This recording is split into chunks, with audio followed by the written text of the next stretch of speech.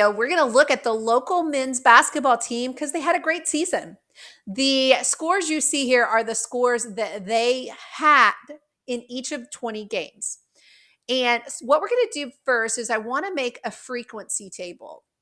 Now, a frequency table is going to group these scores into categories. So our first category that we're going to have is, let's do the games between 40 and 49 points. So we'll do all the points that are in the 40s.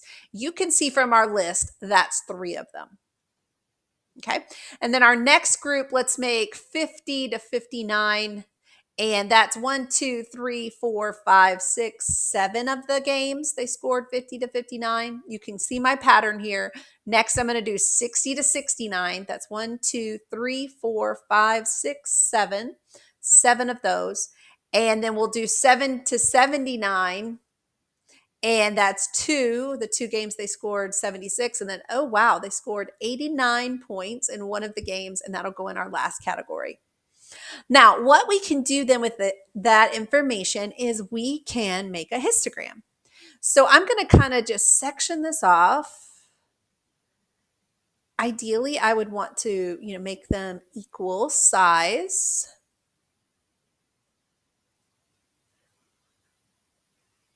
Okay, here.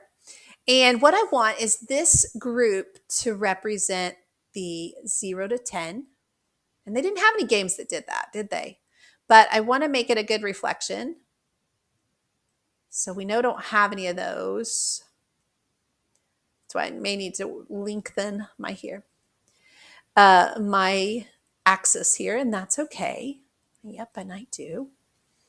Make it a little bit longer so that we have enough room. Okay, and then what we're going to do is we're not going to plot the scores. We're going to plot how many games.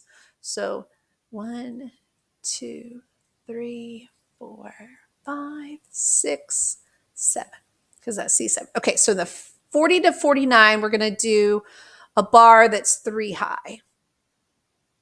And ideally, if I had graph paper, this would be a little bit more accurate, but you get the idea. That's 3 games, right?